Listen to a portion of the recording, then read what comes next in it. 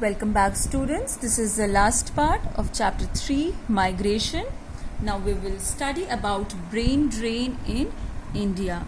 Now India experiences brain drain every year as many skilled professionals, for example doctors, engineers, scientists, they migrate to countries such as Canada, Germany, the USA and the UK. Most often at times, students who study abroad continue to stay overseas, so they stay there and start working, which results in India losing some of its skilled and educated citizens to the developed countries. So especially the students, what happens when they go abroad for their study purpose, they continue to stay there. And in this way what happens is India loses some of its skilled and educated citizens.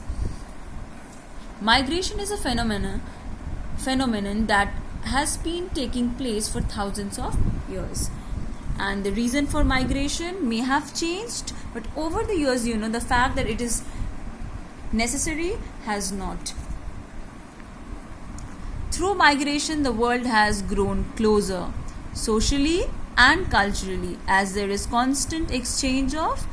So when people migrate, there is constant exchange of skill, knowledge and language.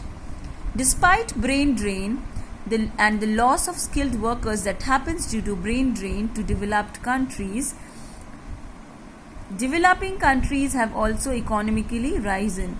So despite brain drain and the loss of skilled workers to developed countries, developing countries have also economically risen in recent years, as much more educational and job opportunities have become accessible to people from various parts of the country. Now this is the table that is showing the impacts of brain drain, the positive impacts and the negative impacts.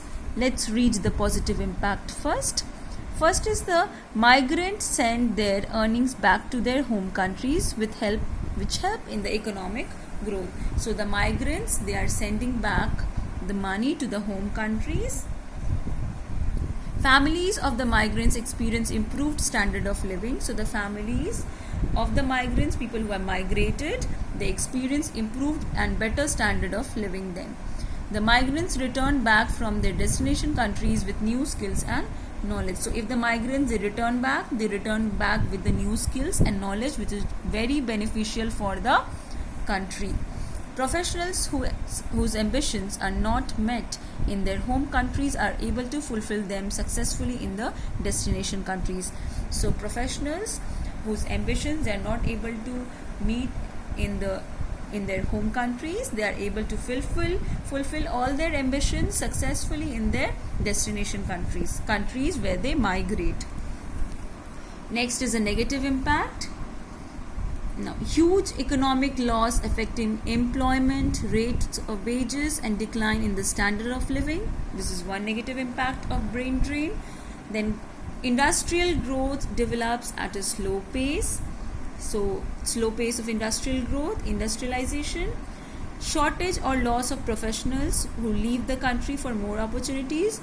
So if the professionals, they are leaving to fulfill their ambitions, if they are leaving their country, then in the country there will be shortage or loss of these professionals.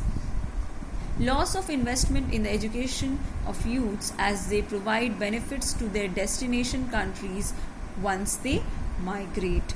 So these were the negative impacts of brain drain. Now we come to the end of the chapter. Thank you so much.